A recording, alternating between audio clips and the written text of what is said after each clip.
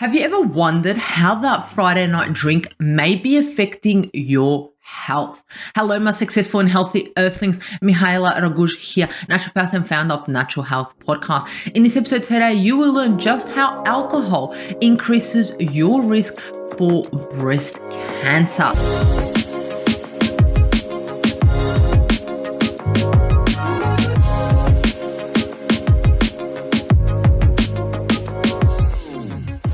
Hello and welcome to the Natural Health Podcast, where we bring awareness to sustainable health in a business hustle space. Natural Health Podcast is perfect for the high-performing business-minded individuals who want to work with their biochemistry to achieve success and optimal health. It's Mondays with Mihaela. That's right, me. Thank you so much for tuning in. Absolutely love, and appreciate your support. Here on Mondays, we'll provide you with simple, savvy, and sustainable health hacks to optimize your health. And today's topic is one that a lot of people probably don't want to hear about. They don't want someone standing there and telling them that alcohol is going to cause them breast cancer. But unfortunately, I am going to give you, or fortunately, I'm going to give you that information so you know what happens when you consume that alcoholic drink and the risk that it poses on breast cancer. I want to talk about today, I'm going to talk about Australians, us Aussies, and our alcohol consumption. I'm going to talk about the link between alcohol and breast cancer. And then at the end, I'm going to give you 3 tips on how to drink without ethanol, without alcohol, and enjoy your Friday night. So what I want you to know is there is about 30 years worth of evidence supporting that. We're pretty confident that the relationship is real. But the vast majority of young women have no idea that alcohol is a risk factor for breast cancer. And that's why I'm standing here in front of you today to let you know that alcohol is definitely a risk factor for breast cancer. You need to understand that alcohol is classified as a breast carcinogenic by the International Agency of Research on Cancer. So it's not just a carcinogenic. It gives cancer anyway. It's a particular breast cancer carcinogenic. And I'm going to go, if you stick with me, I'm going to explain to you how and why that may be. But let's first look into Australian alcohol consumption. And I'm actually going to look into the last year, what's been happening. I'm not going to go into, the Aussie culture with the drink and so forth. That could be a whole episode. That could be a whole movie, right? Because us Aussies, we do enjoy that drink. We enjoy that alcohol consumption, especially after our hard days of work, right? So a study in 2016 by the University of New South Wales National Drug and Alcohol Research determined that women are catching up to men in terms of alcohol consumption. So, it used to be just the guys having a drink, but now women are definitely catching up to this. The Australian National University survey found almost 20% of people drank more under lockdown than they usually did. So this is what I wanted to focus on. I wanted to focus on what's happened with the alcohol consumption throughout the lockdown, right? So before lockdown, people drank, and what I'm talking about lockdown is what's happening in Australia in 2020, but also happening in 2021. But the data mainly represents what happened in 2020, which is last year. So almost 1/3 of those people said they started drinking 3 to 4 more drinks per week, and 26.4% said they had upped their intake by more than 5 drinks per week. That is a lot of alcohol consumption. It's known also, but that's not a lot of alcohol consumption, but it's also known that when you ask people about their alcohol consumption, they generally underreport. I remember when I used to work at the pub, and when we ask someone how many drinks you've had, if they say 2, they're too drunk. Or a couple. If they say a couple, they're definitely too drunk. They've had too many.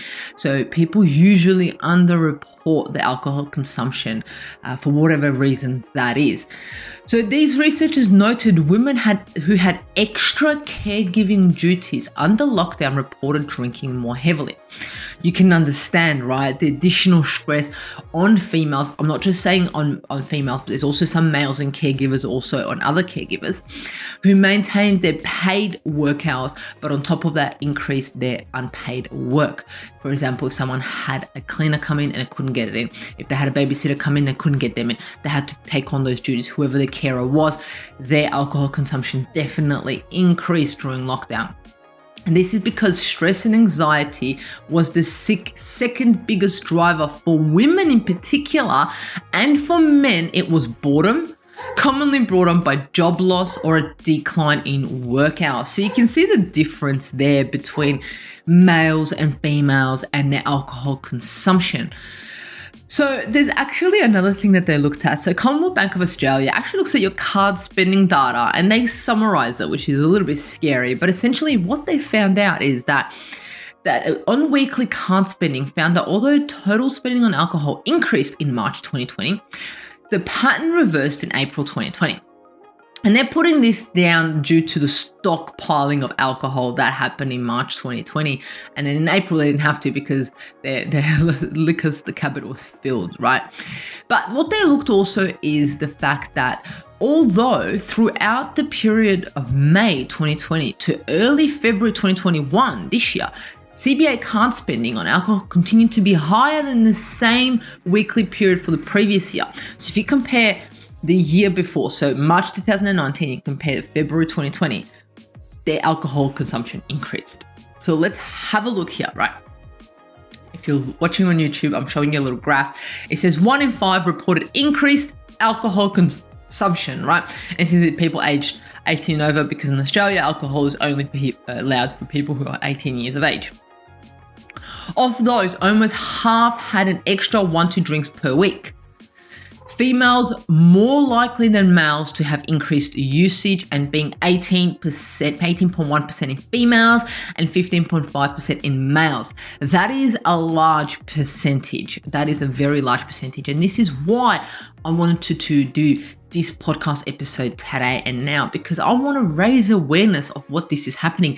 And this is raising awareness to just one aspect of breast cancer. There's so many other aspects it can look into, right? So let's look at alcohol sales during COVID. So the Foundation of Alcohol Research and Education conducted a poll of 1,045 Australians aged 18 years over during the period of 3rd to the 5th of April 2020.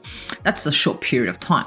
But the key findings from this poll was that 1 in 5, which is 20% respondents, reported that their household had bought more alcohol than usual since COVID outbreak in Australia in 2020. 70% reported they were drinking more alcohol than usual. 34% were now drinking alcohol daily. 28% reported they were drinking alcohol to cope with anxiety and stress. 32% were concerned with the amount of alcohol either they or someone else in their household were drinking. These are huge percentages. This is not 1%, 2%, 3%. This is 70, 30% increases. This is dramatic. This is absolutely crazy. It's a huge. So what we can see here is the fact that alcohol consumption has increased in Australia, in particular in females. And this has been brought up mainly due to stress and anxiety, which has come about with everything that's happened in 2020. So let's have a look at what guidelines the Australian government has there for us, right? Because everyone says, oh, but, one glass is fine. 1 glass of wine's fine. My doctor says it's fine. But is it? Right? Let's see, what are the guidelines saying? So there's an actual guideline called Guidelines to Reduce Your Risk, and this is found on the Australian Health website.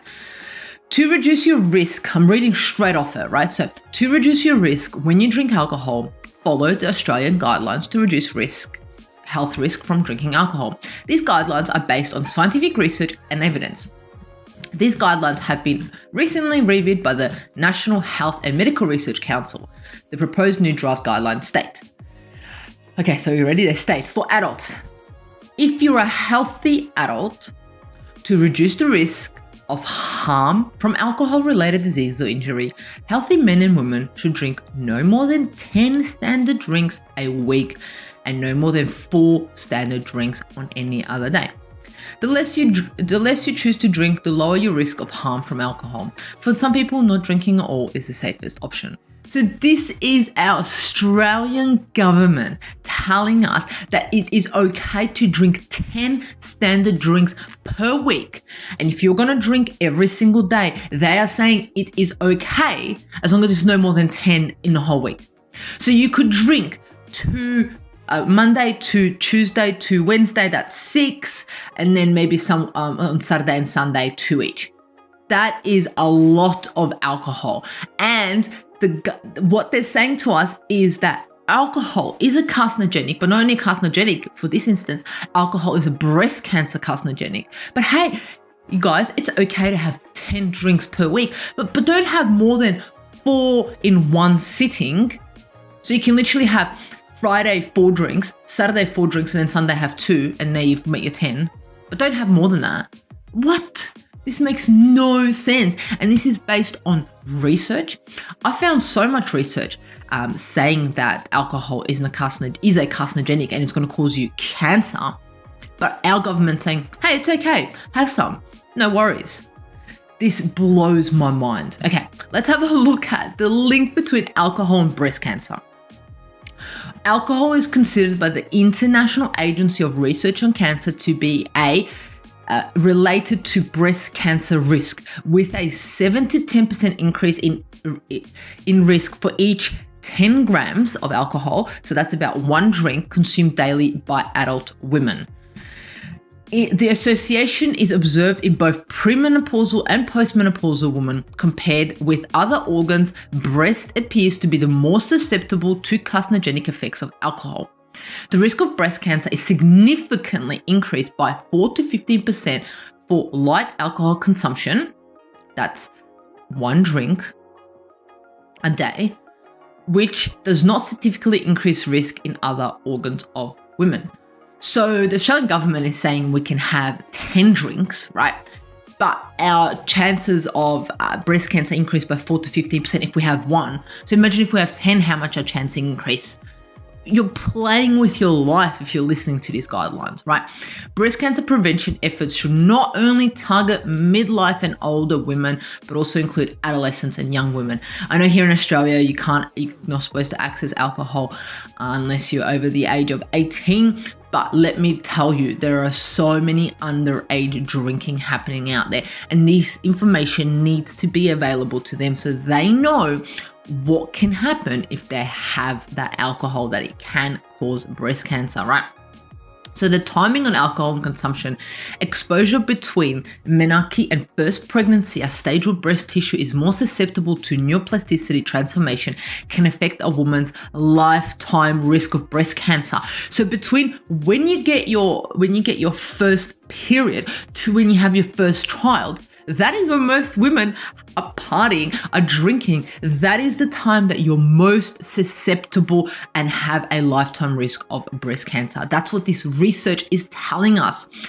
Dietary exposure to ethanol during puberty, but not ethanol exposure after lactation, includes morphology changes in mouse mammary glands that predispose to breast cancer development. More research right there.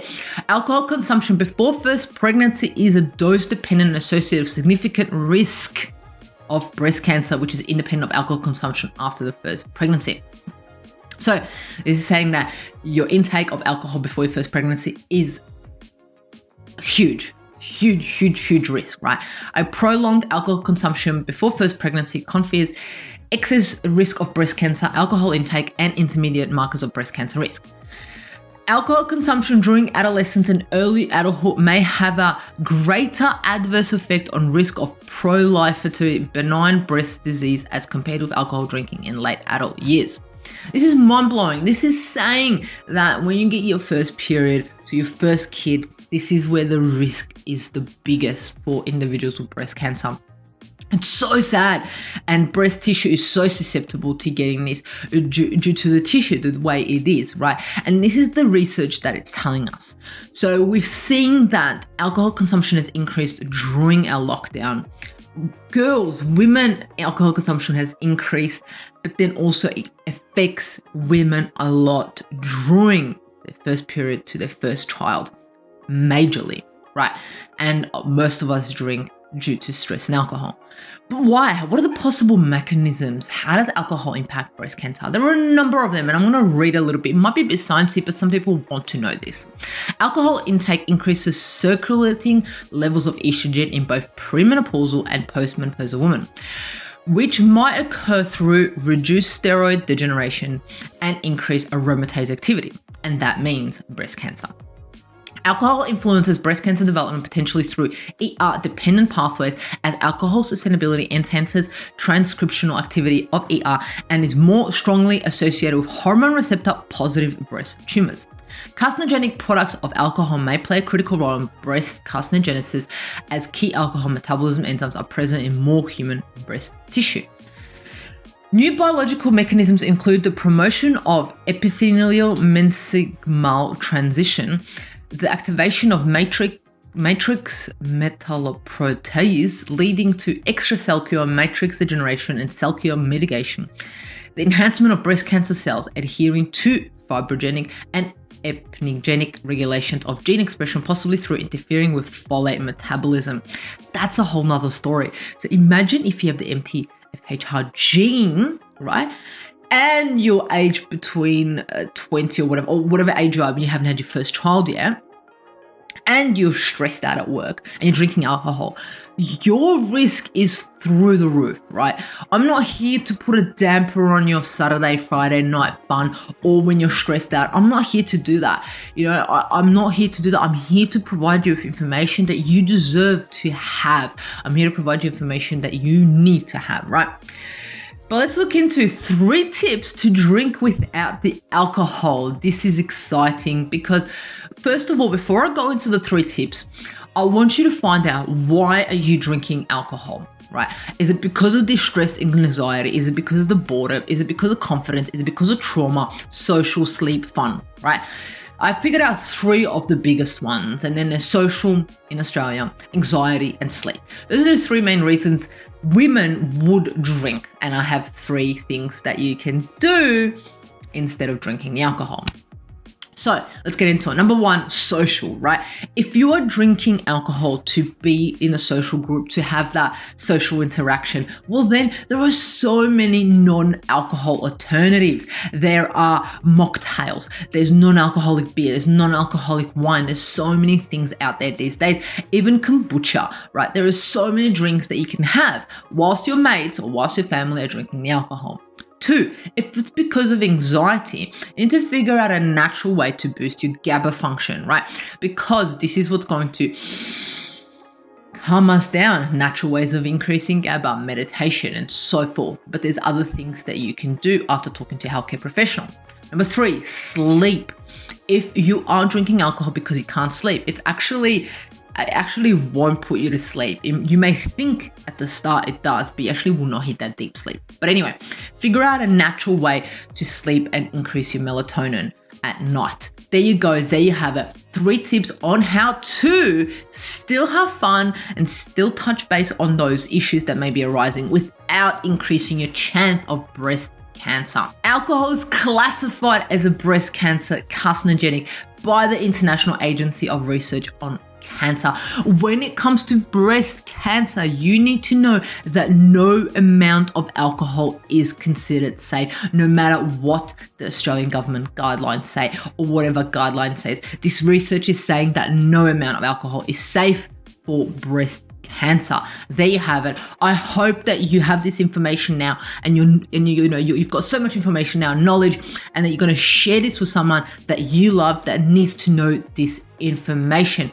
If you want to be the first one to get this type of information, to get bonuses, specials, and extras, you need to sign up to the Natural Health newsletter, available in the link below. It comes out every Friday, and it's filled with information that's going to blow your mind, and so many specials and extras there for you.